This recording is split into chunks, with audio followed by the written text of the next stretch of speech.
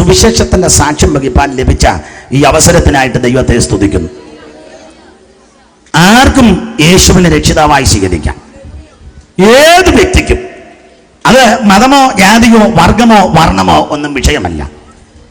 ഏത് വ്യക്തിക്കും യേശുവിനെ രക്ഷിതാവായി സ്വീകരിക്കാം. മറ്റൊരുത്തനും രക്ഷയില്ല. രക്ഷിക്കപ്പെടുവാൻ ഒരേ ഒരു മാർഗം, ഒരേ ഒരു വഴി, അത് കർത്താവാകുന്ന യേശു ക്രിസ്തു. അതുകൊണ്ടാണ് എനിക്കും ഈ മാർഗത്തിൽ വരുവാനിടയായത്. ഞാൻ ഒരു ഹൈന്ദവ പശ്ചാത്തലത്തിൽ നിന്നാണ് ഈ മാർഗത്തിൽ വന്നത്. എൻ്റെ ജനനത്തിൽ വെച്ച് തന്നെ ഞാൻ ഈ ലോകത്ത് നിന്ന് മാറ്റപ്പെടേണ്ടതാണ്. പക്ഷേ ദൈവം എന്നെ രക്ഷിച്ചു. അമ്മ പറഞ്ഞു കേട്ടിട്ടുണ്ട്, അമ്മയുടെ രണ്ടാമത്തെ പ്രസവത്തിൽ 3 ആൺകുട്ടികളായിരുന്നു. ഒരു മാംസകഷണം ഉണ്ടായിരുന്നെന്ന. അത് 4ാമത്തെ കുട്ടിയായിരിക്കാം, പക്ഷെ അത് മാംസകഷണമായിട്ട്. അപ്പോൾ വിവരിക്കുന്നില്ല. പ്രസവ സമയത്ത് ബുദ്ധിമുട്ടുകൾ നേരിട്ടു. പെട്ടെന്ന് ഹോസ്പിറ്റലിൽ അമ്മയെ കൊണ്ടുപോയി. അപ്പം അന്നത്തെ ചികിത്സാ സമ്പ്രദായമല്ലേ, ഡോക്ടർമാർ പരിശോധിച്ചു പറഞ്ഞു, 1ൽ കൂടുതൽ കുട്ടികളുണ്ട്. അതുകൊണ്ട് ഒന്നുകിൽ ഈ കുട്ടികളെ രക്ഷപ്പെടുത്താം, ഇല്ലേ തള്ളയെ രക്ഷപ്പെടുത്താം, എന്തോ വേണം. അപ്പം എൻ്റെ വല്യമ്മച്ചി, അമ്മയുടെ അമ്മ പറഞ്ഞു, മോളെ രക്ഷപ്പെടുത്തണം, കാരണം ഒറ്റ മോളേ ഉള്ളൂ, മോളെ രക്ഷപ്പെടുത്താൻ പറഞ്ഞു. അങ്ങനെ അവർ ആ കാര്യങ്ങൾ ചെയ്തു. ഏതാണ്ട് രാത്രിയിൽ 9:45 ഒരു കുട്ടിയെ പ്രസവിച്ചു. മണിക്കൂറുകളുടെ വ്യത്യാസത്തിൽ മറ്റു കുട്ടികളെ പ്രസവിച്ചു. കുട്ടികൾ മരിച്ചെന്ന് ഉറപ്പിച്ചു. അതുങ്ങളെ മാറ്റിയിട്ടേച്ച് പിന്നെ അമ്മയ്ക്ക് ചെയ്യേണ്ട പ്രഥമ ശുശ്രൂഷകളെല്ലാം അവർ ചെയ്തു. അപ്പോൾ ഏതാണ്ട് വെളുക്കാറായപ്പോൾ കുട്ടികളെ അന്നാലും മറവ് ചെയ്യാൻ വേണ്ടി കുഞ്ഞുങ്ങളെ ഇങ്ങനെ പൊതിഞ്ഞ് 3ാമത്തെ കൊച്ചിനെ പൊതിയാൻ നേരത്ത് കാലെങ്ങാണ്ട് ചലിച്ചതുപോലെ നേഴ്സിന് തോന്നി. അവർ ഓടിച്ചെന്ന് ഡോക്ടറോട് പറഞ്ഞ് അതിൽ 1 അനക്കമുണ്ടെന്ന് പറഞ്ഞു. അപ്പോൾ അവർ പറഞ്ഞ ഇല്ല, അത് കൊടുത്തു വിട്ടേക്കാൻ പറഞ്ഞു.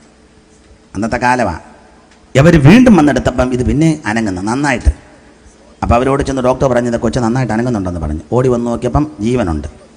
അങ്ങനെ ആ കൊച്ചിനെ എടുത്തുകൊണ്ട് പോയി പെട്ടെന്ന് പ്രഥമ ശുശ്രൂഷകളെല്ലാം കൊടുത്ത് മറ്റു 2 കൊച്ചുങ്ങളെയും ആ മാംസകഷണവും കൊണ്ട് സംസ്കരിച്ചു. 3ാമത്തെ കൊച്ച് അത്ഭുതകരമായിട്ട് രക്ഷപ്പെട്ടു. പണ്ട് ഞാനൊരു സാക്ഷി പറഞ്ഞപ്പോൾ ഒരു വല്യമ്മ ചോദിച്ചു, ആ കൊച്ചിപ്പോൾ ഉണ്ടോ എന്ന് ചോദിച്ചു. ഞാൻ പറഞ്ഞു കൊച്ചിപ്പോൾ ഉണ്ടെന്ന് പറഞ്ഞു. അപ്പം അത് കൊച്ചല്ല. സ്തോത്രം. മരണത്തിൻ തരുണങ്ങൾ പലതു വന്നതും മരണദൂതനരിയുവാൻ എന്നരികിൽ നിന്നതും. മരണത്തിൻ തരുണങ്ങൾ പലതു വന്നതും മരണദൂതനരിയുവാൻ എന്നരികിൽ. ഇരുളിലായ ദുരിതമോടെ, ഇരുളിലായ ദുരിതമോടെ കണ്ടു വീണ്ടരുമനാഥനെ അന്തിരോ യേശുനായക, അന്തിരോ ഏഴക്കായി ജീവനേ, അന്തിരോ യേശുനായക, അന്തിരോ ഏഴക്കായി ജീവനേ. അങ്ങനെ ജനനത്തിൽ വെച്ച് രക്ഷപ്പെടുവാൻ ദൈവം കരുണ ചെയ്തു. സാക്ഷ്യം ഒന്ന് പറയണമെന്ന് പറഞ്ഞതുകൊണ്ടാണ് ഇതെല്ലാം കണക്കിലെടുത്താ നിൽക്കുന്നത്. ഞങ്ങളെ ഹൈന്ദവ വിശ്വാസികളായതുകൊണ്ട് അന്നത്തെ വിശ്വാസവും ആചാരവും അനുഷ്ഠാനവും അനുസരിച്ച്, അന്നത്തെ സാഹചര്യം അനുസരിച്ച് ആ നിലയിലാണ് ഞാൻ വളർന്നതും എന്നെ വളർത്തിയതും വളർന്നു വന്നതും. ഈ ചോറ് കൂട്ടുന്ന ഒരു ചടങ്ങുണ്ടല്ലോ. അപ്പം എനിക്ക് എന്നെ ചോറ് കൂട്ടിച്ചത് ഇവിടെ തിരുവമ്മണ്ടൂർ ക്ഷേത്രത്തിലാണ്. 6 മാസം അമ്മച്ചി പറഞ്ഞുള്ള അറിവാണ്. അവിടെ കൊണ്ടുപോയി ചോറ് കൂട്ടിച്ചു. പിന്നെ എഴുത്തിനിരുത്തിയത് എല്ലാം അതിൻ്റെ ആചാരം അനുസരിച്ച അന്നത്തെ സാഹചര്യത്തിൽ. ഓർമ്മയായ സമയം മുതൽ എല്ലാ ദിവസവും രാവിലെയും വൈകിട്ടും ക്ഷേത്ര ദർശനം നടത്തും. ഒറ്റ ദിവസം മുടക്കിയിട്ടില്ല. എല്ലാ ദിവസവും കൃത്യമായിട്ട് നാമം ജപിക്കുകയും ചെയ്യും. എല്ലാ ദിവസവും ക്ഷേത്ര ദർശനം നടത്തും. അപ്പം എൻ്റെ വല്യപ്പച്ചനുണ്ട്, വല്യമ്മച്ചിയുടെ ജ്യേഷ്ഠത്തിയുടെ ഭർത്താവാണ്. അതാ ഞങ്ങളുടെ വല്യപ്പൻ. എൻ്റെ അപ്പൻ്റെ അപ്പനെ ഞാൻ നേരിട്ട് കണ്ടിട്ടില്ല. എന്നാൽ ഈ അപ്പച്ചനെയാണ് ഞങ്ങളുടെ എല്ലാം കുടുംബത്തിലെ വല്യപ്പച്ചൻ. കണ്ടത്തിൽ ഗോപാലൻ എന്ന് പറയും. ഞങ്ങൾ 2 വെളുപ്പിനെ ക്ഷേത്രത്തിൽ പോകുന്നത്. 4 മണിയാകുമ്പോൾ എഴുന്നേറ്റ് ഞങ്ങൾ രണ്ടും കുളിച്ച് എല്ലാ ദിവസവും ക്ഷേത്രത്തിൽ പോകും. അത് രാവിലെയും പോകും, വൈകിട്ടും പോകും. അപ്പം ഞാൻ സൂചിപ്പിച്ചത് എല്ലാ ദിവസവും രാവിലെയും വൈകിട്ടും ക്ഷേത്ര ദർശനം നടത്തും, പ്രാർത്ഥിക്കും. ഒറ്റ ദിവസം പോലും മുടക്കുകയില്ല. അങ്ങനെ വളരെ ഭക്തി നിർഭരമായ ഒരു അന്തരീക്ഷത്തിലാണ് വളർന്നു വന്നത്. എല്ലാ ദിവസവും നാമം ജപിക്കും, രാവിലെ നാമം ജപിക്കും, വൈകിട്ടും നാമം ജപിക്കും.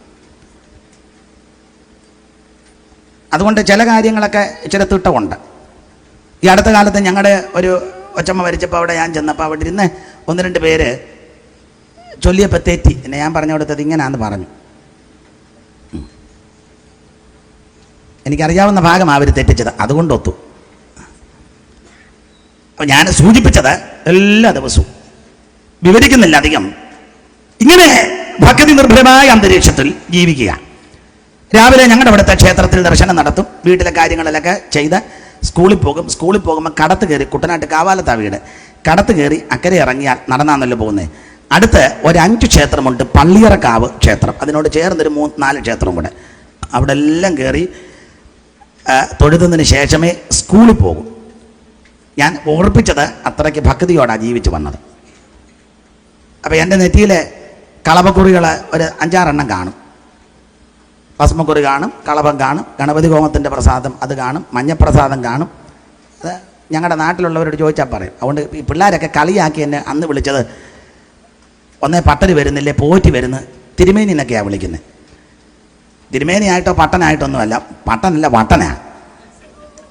എന്നാലും പിള്ളേരങ്ങനെയാണ് വിളിക്കുന്നത്. അങ്ങനെ ഒരു അന്തരീക്ഷത്തിലാണ് ജീവിച്ചത്. സ്കൂളിൽ പഠിക്കുന്ന സമയത്ത് എതിർച്ചയാണ്. ഒരിക്കൽ അടുത്തൊരു നായർ തറവാടുണ്ട്, അവിടെ വെള്ളം കുടിക്കാനായിട്ട് പോയി. അപ്പോൾ അവിടുത്തെ ആ മാന്യ മാതാവ് രാമായണം വായിക്കുക. എനിക്കിതൊക്കെ ഇഷ്ടമാണ്. അപ്പം ഞാൻ വെള്ളം മേടിച്ച് അപ്പോൾ ഞാൻ വെള്ളം എടുത്തോളാൻ പറഞ്ഞു. എടുത്തുവെച്ച് ഞാൻ പോയില്ല, ഞാൻ ചെന്നോട് ഇവിടെ കേട്ട് നിന്നു. അപ്പോൾ ആ മാന്യ മാതാവ് ചോദിച്ചു, എന്താ പോകുന്നില്ലേ? ഞാൻ പറഞ്ഞു ഇത് കേട്ടോണ്ട് നിന്നനാ. ഇഷ്ടമാണെന്നോ? ഞാൻ പറഞ്ഞു ഇഷ്ടമാണ്. അവിടെ ഇരിക്കാൻ പറഞ്ഞു. ഇരുന്നു. ഇവരെ രാമായണം വായിച്ച് കേൾപ്പിച്ചു. എന്നിട്ട് പറഞ്ഞു ചൊല്ലാൻ പറഞ്ഞു. അങ്ങനെ ഞാനും ചൊല്ലും. അങ്ങനെ എല്ലാ ദിവസവും സ്കൂളിൽ പഠിക്കുന്ന സമയത്ത് ഉച്ചയ്ക്ക് 1 മണിക്കൂർ കിട്ടുമ്പം ചോറ് പെട്ടെന്ന് കഴിച്ചേച്ച് അവിടെ പോയിരുന്നു. അവരുടെ പേര് കാഞ്ചന എന്നാണ്. അവിടെ പോയിരുന്ന് ഇത് ചൊല്ലും. ആ മാന്യ അറിവുള്ള അമ്മയാണ്, ചൊല്ലി കേൾപ്പിക്കും. ഞാനും ചൊല്ലും. അങ്ങനെ അതും ചില ഭാഗമൊക്കെ കേൾക്കാനും ചൊല്ലാനും ശീലിപ്പാനും ഇടയായി. ഞങ്ങളുടെ നാട്ടിലെ വീടിന് അടുത്തൊക്കെ പ്രായമുള്ളവരും അല്ലാത്തവരുമൊക്കെ കടന്നു പോകുന്ന സമയത്ത് അടിയന്തരങ്ങൾ നടക്കുമല്ലോ. അപ്പം ആ ചടങ്ങ് തീരുന്നത് വരെ നാമം ജപിക്കും എല്ലാവരോടും ഒന്നിച്ച്. അപ്പം ചെറുപ്പത്തിൽ എല്ലാ വീടുകളിലും പോയിരുന്ന് നാമം ജപിക്കും. അപ്പം അത് അവർക്കും ഇഷ്ടമാണ്, എനിക്ക് വളരെ സന്തോഷമാണ്. ക്ഷേത്രത്തിലും ഈ വൃശ്ചികവ്രതത്തിൻ്റെ സമയത്ത് 41 ദിവസവും വൃശ്ചികവ്രതമാണ്. അപ്പം ക്ഷേത്ര ദീപാരാധന കഴിഞ്ഞ് നാമം ജപിക്കും. അന്നേരം ഞാൻ 41 ദിവസവും അവിടെ കാണും. പ്രായമുള്ള അമ്മമാരുണ്ട്, അമ്മമാരുടെ കൂടെ ആൺപിള്ളേരായിട്ട് ഞാനാണ് കയറിയിരിക്കുന്നത്. അധികം പിള്ളേരൊന്നും കാണുകയല്ല. ഒരു 16-ലെ ഗൗരിയമ്മ ഉണ്ടായിരുന്നു, കുറുപ്പശ്ശേരിയിലെ പെണ്ണമ്മ, പനിച്ചിക്കളത്തിലെ ഭവാനിയമ്മ, പറവച്ചേരി ഭവാനിയമ്മ, ഇതെല്ലാം അമ്മമാരാണ്. ഇവരുടെ കൂടെ ഞാനും കയറിയിരിക്കും. അവർക്കും എന്നെ ഇഷ്ടമാണ്, എനിക്കും ഈ അമ്മമാരെ ഇഷ്ടമാണ്. അതിലെൻ്റെ വല്യമ്മച്ചിയുടെ കൂട്ടുകാരികളുമാണ് 1-2 എണ്ണം. കുറുപ്പശ്ശേരി പെണ്ണമ്മയും പറവച്ചേരി ഭവാനിയമ്മയും അവരെല്ലാം അമ്മമാരെല്ലാം കടന്നുപോയി.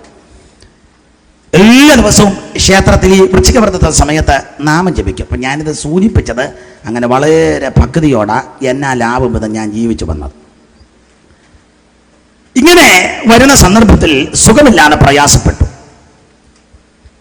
അന്നത്തെ വിശ്വാസമനുസരിച്ച് പല കാര്യങ്ങളൊക്കെ ചെയ്തു, പ്രവർത്തിച്ചു. വേണ്ടതുപോലെ സൗഖ്യം ലഭിച്ചില്ല. രാവിലെ വൈകിട്ടുമെല്ലാം ക്ഷേത്ര ദർശനം നടത്തുന്നു, പ്രാർത്ഥിക്കുന്നു. എനിക്ക് വേണ്ട വിധത്തിലൊരു ആശ്വാസം, സമാധാനമില്ല. ഈ സമയത്ത് ആലപ്പുഴ മെഡിക്കൽ കോളേജിലെ ട്രീറ്റ്മെൻറ്റിന് വിധേയപ്പെട്ടു. എങ്കിലും വേണ്ട വിധത്തിൽ സൗഖ്യം ലഭിക്കുന്നില്ല. ഞാൻ ചുരുക്കി പറയുകയാണ്. ചികിത്സകളുണ്ട്, അന്നത്തെ വിശ്വാസമനുസരിച്ചും കാര്യങ്ങളൊക്കെ പോകുന്നു. എങ്കിലും എനിക്ക് ആശ്വാസമോ സമാധാനമോ വിടുതലോ ലഭിക്കുന്നില്ല. എന്തിനേറെ ഒരു സന്ധ്യയ്ക്ക് ക്ഷേത്ര ദർശനം കഴിഞ്ഞ് അന്ന് ദീപാരാധനയുണ്ട്, അത് കഴിഞ്ഞ് എനിക്ക് തോന്നുന്നു അന്ന് നാമം ജപിക്കാം. ഞാൻ പറഞ്ഞു ഇന്ന് ഞാൻ നാമം ജപിക്കുന്നില്ല, എനിക്ക് വയ്യ, വീട്ടിലോട്ട് പോരുവാ. അപ്പോൾ അവരൊക്കെ ചോദിച്ചു എന്തോ പറ്റി? ഞാൻ പറഞ്ഞു എനിക്ക് ഇന്ന് വയ്യ. വീട്ടിലോട്ട് പോരുന്ന സന്ദർഭത്തിൽ ഇതുപോലെ ഒരു പെന്തിക്കോസുകാരുടെ മുറ്റത്തൊരു യോഗം. അപ്പം ഞാൻ സാധാരണ അമ്പലത്തിൽ പോകുമ്പം ക്ഷേത്ര ദർശനം നടത്തുന്ന പ്രിയപ്പെട്ടവർക്കറിയാം, ഞാൻ ഷർട്ട് ഇടുകയല്ല, മുണ്ടുടുക്കും. ഇതുപോലെ ഒരു രണ്ടാം മുണ്ട് ചിലപ്പോൾ കാണും. അങ്ങനെ പോയിട്ട് വീട്ടോട്ട് വരുന്നത്. അപ്പം എൻ്റെ കയ്യിൽ പ്രസാദമുണ്ട്, കളപ്പക്കുറികളും എല്ലാം ഉണ്ട്. നാമം ജപിക്കാനൊന്നും നിന്നില്ല. ഞാൻ വീട്ടിലോട്ട് വരുന്ന സന്ദർഭത്തിൽ ഇതുപോലെ പെന്തിക്കോസുകാരുടെ മുറ്റത്തൊരു യോഗം. അപ്പം ഞാൻ ദൂരെ ഒരു മരത്തിന് മറഞ്ഞു നിന്ന് ഇവരുടെ ഈ പാട്ടും പ്രാർത്ഥനയെല്ലാം ശ്രദ്ധിച്ചു. ഒന്നും മനസ്സിലാകുന്നില്ല. അങ്ങ് ബഹളം തന്നെ ബഹളമാണ്. ഞങ്ങളുടെ അമ്മയുടെ ഭാഷ പറഞ്ഞാൽ അങ്ങ് അലപ്പറയാ. എന്നാന്നൊന്നും പിടികിട്ടുന്നില്ല. എന്നാലും മരത്തിന് ഒരു പൂവരശൻ, ചരിഞ്ഞു നിൽക്കുന്ന ഒരു പൂവരശന് മറഞ്ഞു നിന്ന് ഇതിങ്ങനെ കേൾക്കുകയും കാണുകയും ചെയ്യുക. അപ്പം പെട്ടെന്ന് ഹൃദയത്തിൽ ഒരു ചിന്തയുണ്ടായി, ചിലപ്പോൾ ഇവർ പ്രാർത്ഥിച്ചാൽ എനിക്ക് സൗഖ്യം കിട്ടുമായിരിക്കും. എൻ്റെ ഹൃദയത്തിലെ ചിന്തയാണ്. എങ്കിലും അങ്ങോട്ട് പോകാൻ മടിച്ചത് പല കാര്യമാണ്. ഒന്ന്, കളപ്പക്കുറിയൊക്കെ ഉണ്ട്, കയ്യിൽ പ്രസാദമുണ്ട്, അന്ന് മലയ്ക്ക് പോകുന്ന സമയമാണ്, മാല ഇട്ടിട്ടുണ്ട്. പോകാൻ മടിച്ച കാര്യങ്ങളാണ്. 2, ഇവരുടെ കൂടെ പോയി പ്രാർത്ഥിക്കുന്നത് നാണക്കേടാ.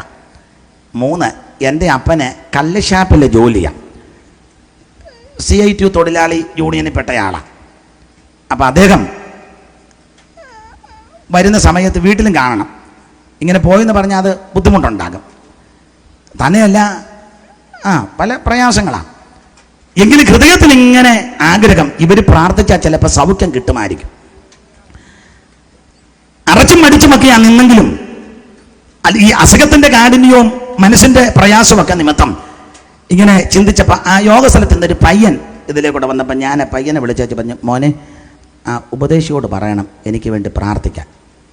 അന്ന് ആ വീടിൻ്റെ മുറ്റത്ത് യോഗം നടത്തുന്നതിൽ പ്രധാനപ്പെട്ട ആൾ ഒരു പ്രവാചകനുണ്ടായിരുന്നു, കരിമാടി തങ്കച്ചൻ, അല്ലെ തകഴി തങ്കച്ചായൻ. നിങ്ങൾ ആരെങ്കിലും കേട്ടിട്ടുണ്ടോ എന്നറിയത്തില്ല. തകഴി തങ്കച്ചായൻ ആരും കേട്ടിട്ടില്ലേ? പ്രവാചകന. അദ്ദേഹം വന്ന് യോഗം നടത്തുക. ഒരു ബാബു പാസ്റ്റർ, കണ്ണിനല്പം പ്രയാസമുള്ള ഒരു കർത്തൃദാസൻ, ഇവരെല്ലാം കൂടെ യോഗം നടത്തുന്നത്. നമ്മുടെ കരുവാറ്റ ജോൺസൺ പാസ്റ്റർ. അപ്പം ഞാൻ ഈ പയ്യനോട് പറഞ്ഞ് ഉപദേശിയോട് പറയണമെന്ന് പ്രാർത്ഥിക്കാം. അവൻ എന്തോ കാര്യത്തിന് പോയി അവൻ വീണ്ടും പുറകോട്ട് ഓടിച്ചെന്ന് അവരോട് പറഞ്ഞു, എൻ്റെ പേര് പറഞ്ഞു പ്രാർത്ഥിക്കാൻ പറഞ്ഞെന്ന്. ഉപദേശിമാരല്ലേ, വിടുവോ? അന്നേരം അതിലൊരു ഉപദേശം എഴുന്നേറ്റ് പറഞ്ഞു, ആരാ പ്രാർത്ഥിക്കാൻ അപേക്ഷിച്ച മുന്നോട്ട് വരാൻ പറഞ്ഞു. വെട്ടിനകത്തായി. അല്പം അറച്ചും മടിച്ചും ആണെങ്കിലും മുമ്പോട്ട് നടന്നു ചെന്നു. അവിടെയുള്ള ആ ദൈവദാസന്മാരും ദൈവമക്കളും എല്ലാം കൂടെ ഒന്നിച്ച് എനിക്ക് വേണ്ടി പ്രാർത്ഥിച്ചു. അതിൽ കർത്താവിൻ്റെ ദാസന്മാർ ചിലര് എൻ്റെ ശിരസിൽ കൈവച്ച് പ്രാർത്ഥിച്ചു. അന്ന് രാത്രി യേശു സൗഖ്യമാക്കി. ആ രാത്രി യേശു സൗഖ്യമാക്കി. പ്രാർത്ഥിച്ചുകൊണ്ടിരുന്നപ്പോൾ തന്നെ മനസ്സിലായി ആശ്വാസവും സമാധാനവും. അതൊന്നും പറഞ്ഞറിയിക്കാനൊക്കത്തില്ല, അനുഭവിച്ചെങ്കിലേ ഒക്കൂ. ഭയങ്കര മനോസുഖവും. അപ്പം പ്രാർത്ഥിച്ചപ്പോൾ എനിക്ക് ബോധ്യപ്പെട്ട ആശ്വാസമായല്ലോ. ഞാൻ ഇവരോടൊന്നും മിണ്ടിയില്ല. ഉടനെ ഞാനങ്ങ് പോയി. അപ്പം എൻ്റെ ഹൃദയത്തൊരു ചിന്ത, നല്ല ആശ്വാസം വന്നാൽ എന്നും രാത്രി ഒന്ന് പ്രാർത്ഥനയ്ക്ക് ചെല്ലാം. പകൽ പോയാൽ നാണക്കേടല്ലേ. നിക്കോദോമസ് പോയതുപോലെ രാത്രി പോകാമെന്ന് തീരുമാനിച്ചു. അങ്ങനെ 1-2 രാത്രികളിലൊക്കെ ഇങ്ങനെ ആരും അറിയാതെ പ്രാർത്ഥനയ്ക്ക് പോകും. അപ്പോൾ ഈ പ്രാർത്ഥിക്കുന്ന സമയത്ത് നല്ല ആശ്വാസവും സമാധാനം. ഇത് കഴിയുമ്പോൾ പിന്നെ അപ്പം ചുരുക്കി പറഞ്ഞാൽ പിന്നീട് പൂർണ്ണമായിട്ടൊരു തീരുമാനമെടുത്തു. ഇനിയും വിടുതൽ കിട്ടിയാലും വിടുതൽ കിട്ടിയില്ലെങ്കിലും, സമാധാനം ഉണ്ടെങ്കിലും സമാധാനമില്ലെങ്കിലും പ്രാർത്ഥനയ്ക്ക് തന്നെ പോകുവാന്ന് അങ്ങനെ തീരുമാനിച്ചപ്പോൾ പൂർണ്ണ വിടുതലും കിട്ടി. യേശു സൗഖ്യമാക്കി. ഒരു രാത്രി 11:15 കഴിഞ്ഞപ്പോൾ രക്ഷിക്കപ്പെടുവാൻ ദൈവം കൃപ നൽകി.